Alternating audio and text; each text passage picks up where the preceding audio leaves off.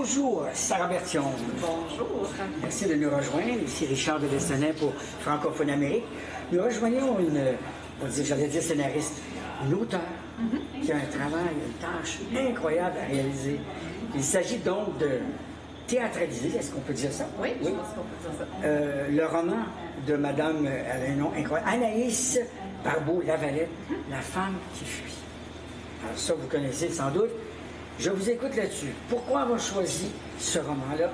Comment ça s'est passé? Comment ça s'est passé? Alors, j'ai commencé mon travail à l'invitation de Anaïs Barbeau-Lavalette, qui est une amie, et de l'Opéra Printemps du PNM. Donc, c'était leur projet conjoint de faire une version théâtrale de ce roman-là. Et j'ai trouvé en le relisant, parce que je l'avais déjà lu avant d'entamer mon travail, qu'il y avait quelque chose qui coulait de source dans le fait de ramener cette œuvre-là vers le théâtre. C'est une œuvre qu'Anaïs a écrite à partir de sa famille, donc du vivant, de sa vie, de la vie de sa famille. Et donc pour moi, il y a quelque chose de naturel ou de beau, en tout cas, de ramener cette œuvre-là qui est passée vraiment dans la littérature à quelque chose d'incarné, de le redonner au corps, de le redonner à la scène et de le redire au temps présent. Donc, de le ramener vers le vivant. On est d'accord pour dire que c'est un défi. Oui. Incroyable, vraiment.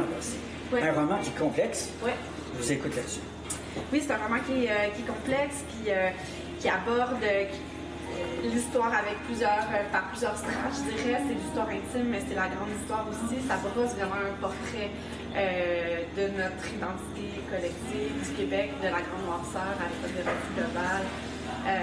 À nos jours, à travers le fil rouge de cette femme qui fuit là, donc l'histoire de sa grand-mère. Donc oui, c'est un roman qui je dirais, qui tresse à partir de plusieurs essences, plusieurs matériaux. C'est sûr que quand on adapte un roman, c'est l'essentiel du travail, c'est de faire des choix déchirants. Parce qu'on peut pas recréer l'expérience du roman. Qui est long quand même. Qui est long, oui. qui est une expérience, comment je dirais, qui s'étale dans le temps, qui est une expérience intime aussi, de rapport intime avec cette langue-là, et qui est une expérience, fragmentée, parce qu'on lit une page, on s'arrête, on laisse déposer en nous, donc c'est vraiment un rapport lent à la langue, alors que dans une pièce de théâtre, on est dans quelque chose, le spectateur est captif, ça roule, ça dure 2 heures, et tout nous arrive d'un coup. Donc, on ne peut pas rechercher le même ressenti, la même expérience artistique. Et donc, il faut vraiment faire des choix, il faut vraiment couper, puis il faut réorganiser la structure. Moi, ça a été ça, dans le fond, ça a été de conserver l'essence. Le fil rouge qu'on s'est donné avec Alexia Burgère, donc la metteuse en scène très publicité, c'est vraiment de focuser, de garder le focus sur le personnage de Suzanne. Donc, même si le roman prend beaucoup de temps pour décrire le contexte, on parle des automatismes, on parle de refus global, on s'attarde pour décrire le Québec de l'époque, pour décrire la Grande Dépression, pour décrire tous ces contextes historiques-là. Au théâtre, on n'a pas le temps de faire ça. Donc, on a gardé le fil rouge de Suzanne, on passe à travers... Oui, justement, pouvez-vous nous en parler de Suzanne Meloche? Oui. Poète... peintre, etc., parce que c'est la base du livre. Oui. Donc la prémisse du livre, l'anecdote du livre, c'est qu'Anaïs, elle n'a pas connu sa grand-mère Suzanne Meloche, qui était la compagne à l'époque de Marcel Barbeau. Qui est un peintre célèbre à l'époque. Il est devenu célèbre par la suite. Oui, mais c'est un dessinateur de refus global, donc peintre très important dans l'histoire culturelle québécois. Et donc, Suzanne Meloche, ils ont eu 2 enfants ensemble.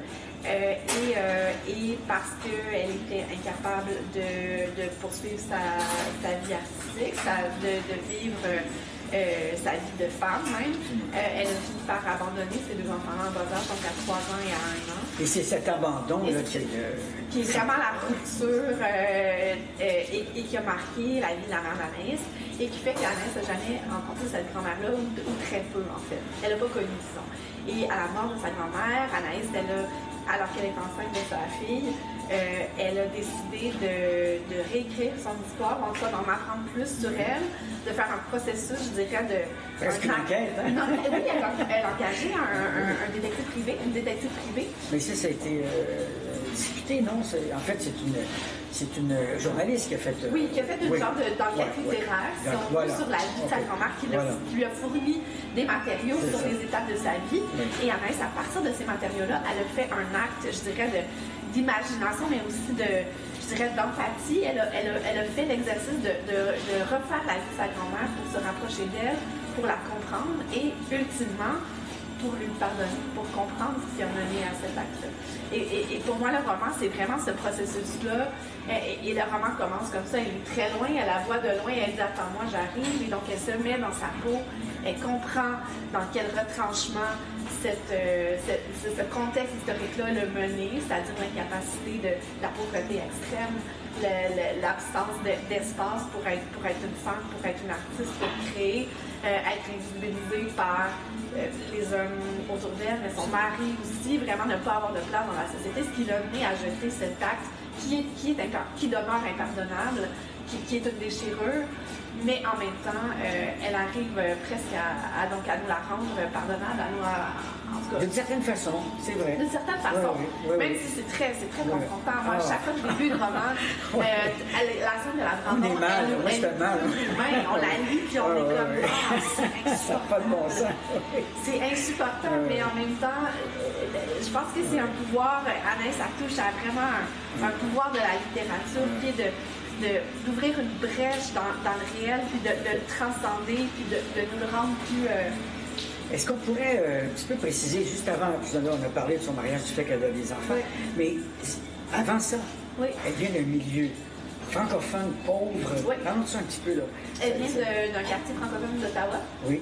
Donc, le Breton Flats. Le Breton Flats. À Ottawa, je ne sais pas comment le prononcer. Non, c'est comme ça que ça se prononce. C'est ça, le Breton Flats. À Ottawa, donc famille nombreuse, très pauvre, de gens éduqués. Son père était professeur de français. Donc, un amour des mots, un amour de la langue. Une mère pianiste, mais qui ne peut pas, elle non plus, exercer son art. Donc, famille très, très nombreuse, une grande pauvreté. La Grande Dépression arrive là-dedans. Et puis, famille très religieuse aussi, qui vit vraiment sous le poids de la religion à l'époque. Et donc, elle part à Montréal, elle s'émancipe, elle arrive à Montréal. Et là, elle arrive dans le contexte de la Grande Noirceur. On est vraiment sous la chape de plomb de l'Église catholique. Et puis, elle rencontre... oui, c'est quand même très jeune. Hein? Très jeune. Oui. Je pense qu'elle arrive à Montréal à 19 ans. 18-19 ans. Ouais. Puis elle fait la rencontre de Claude Gauvreau dans un concours d'oratoire qu'elle remporte devant Claude Gauvreau. Les parents insistaient pour qu'elle parle français parfaitement et tout.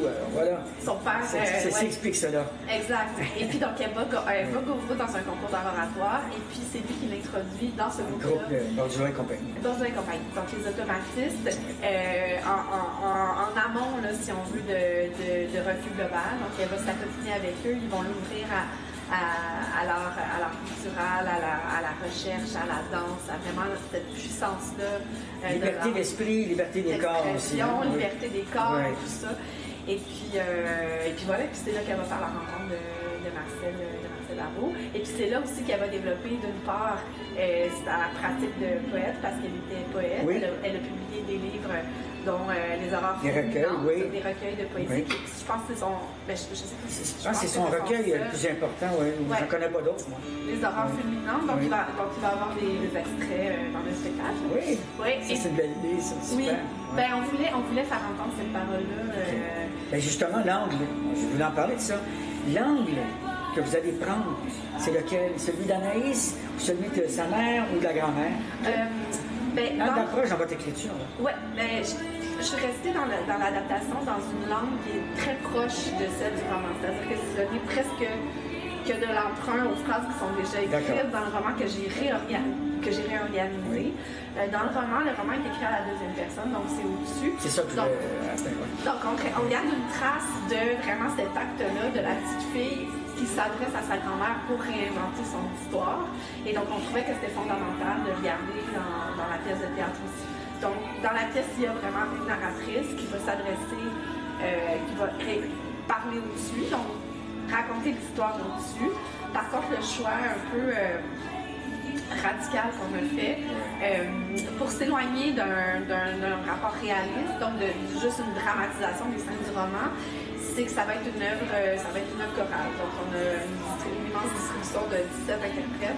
Une grosse production. Une grosse prod. Donc, 17 interprètes. On sort les budgets, là. Ouais, on est vraiment sur un discours qui est choral, une prise de parole à plusieurs. Donc, on commence par la narratrice qui est au-dessus, mais après, ce tu-là est multiplié dans la troupe. Et donc, on cherche cette Suzanne-là. On invente cette Suzanne-là. Vous en avez combien de Suzanne? Il faut en avoir plusieurs, j'imagine. Oui, parce qu'on fait toute la vie. Oui. On fait tous les pans de la vie. Combien de comédiennes avez-vous? 5 actrices. 5 actrices. Ben, 6 parce qu'on a une actrice enfant. Donc, on est en alternance. Quand même. Vraiment de 10 à 78 ans. Wow. On a des Suzanne, on couvre toute sa vie. Et puis, on n'est pas dans des rôles uniques, donc on est vraiment dans une troupe où les gens vont jouer plusieurs rôles.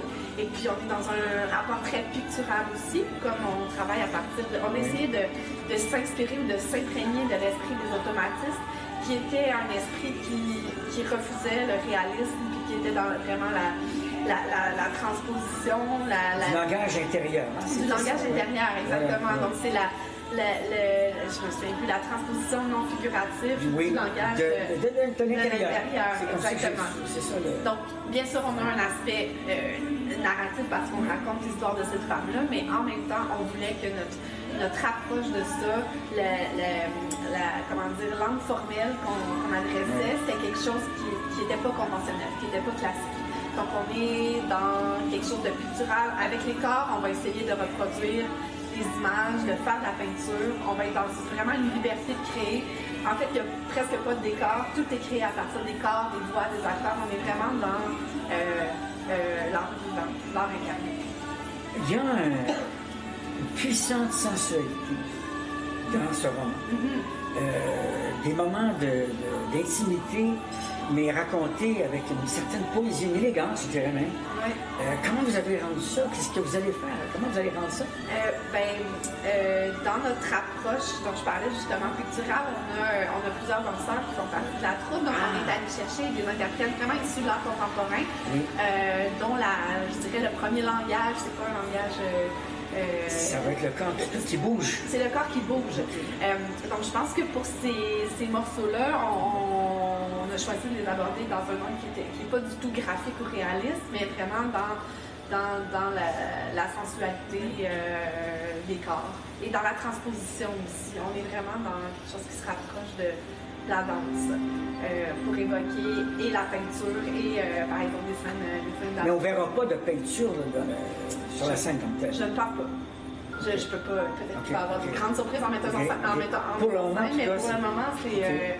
on peint avec les corps. On fait une traduction corporelle des œuvres qui sont évoquées dans le roman. Au départ, j'aurais dû vous demander, on peut le faire maintenant. C'est pas vous qui avez choisi la pièce. On vous a choisi. On m'a choisi. Racontez-nous ça un peu quand même. Oui, donc moi j'ai une formation à la base de comédienne. Oui. J'ai étudié au Collège Saint-Denis sur la Rive-Nord. Oui.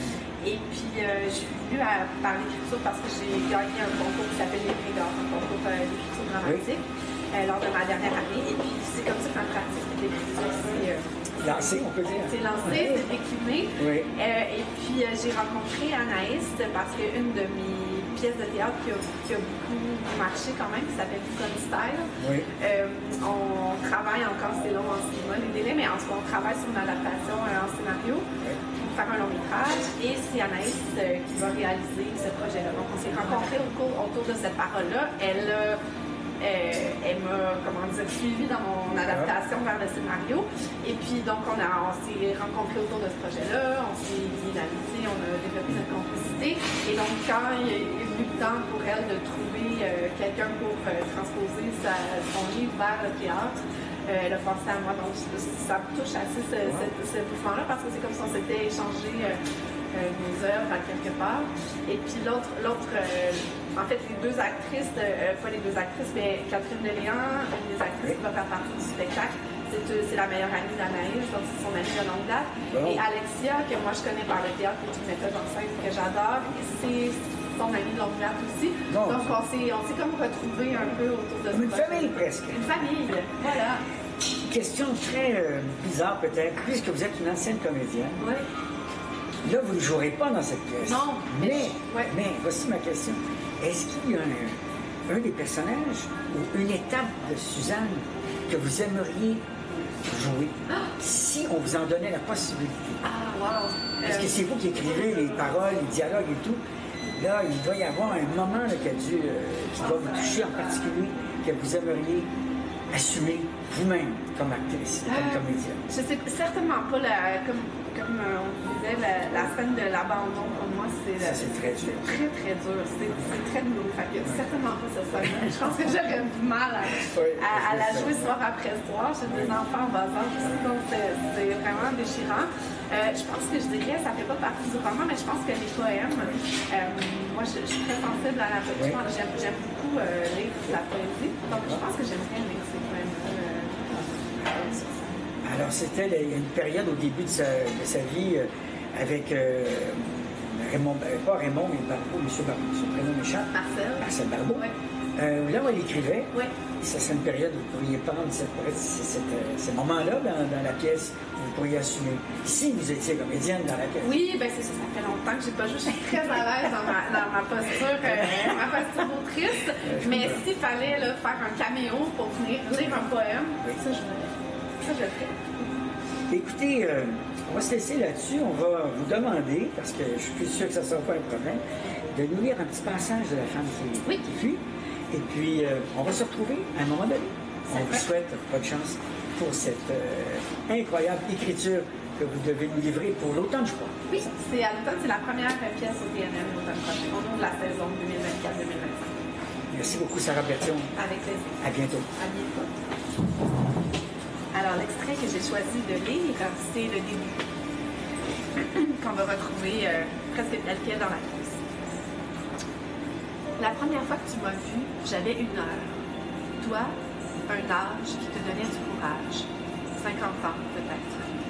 C'était à l'hôpital Sainte-Justine.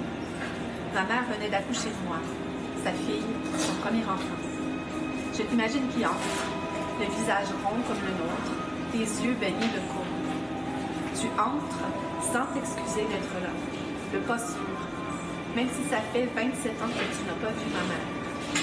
Même s'il y a 27 ans, tu t'es sauvé, la laissant là, en équilibre sur ses 3 ans, le souvenir de tes jupes accrochées au bout de ses doigts.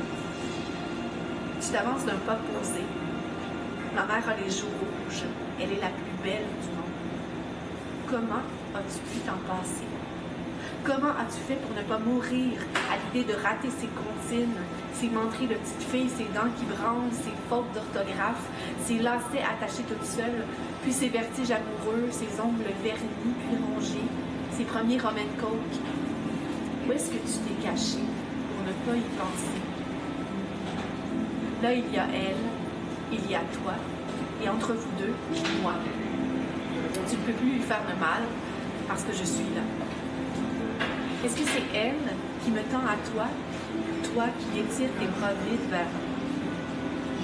Je me retrouve près de ton visage. Je bouche le trou béant de tes bras. Je plonge mon regard de naissante dans le tien.